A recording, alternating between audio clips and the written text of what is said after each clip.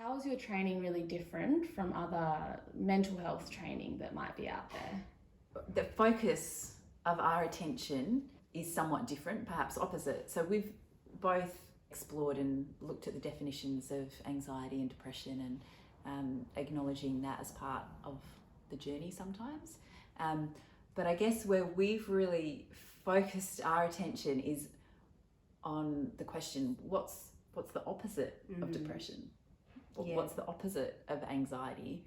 And I don't know if we even really have words to describe some of those states, but you do get the feeling that some people who you meet, they seem to be living wholeheartedly. They're maybe life to the full is the word, and they're able to enter these really quite special brain states in their nervous system. And so we're kind of looking at those people and how do they structure their thinking? How do they organise their day? What are their wellness habits?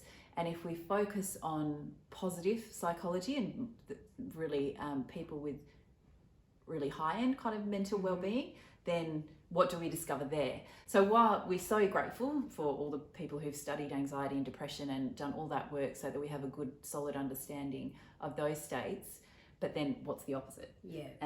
So it's very much scientific learnings, but you take away a toolbox for living with greater, calm and addressing the innate sort of challenges and approaching them with just that sense that, I can handle this because I know and I can trust. Yeah. And in these states of just being they're human states, and then from that we can move through with sort of much more enthusiasm and confidence.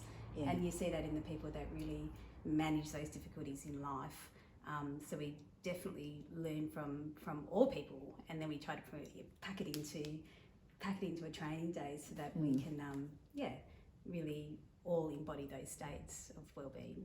Yeah.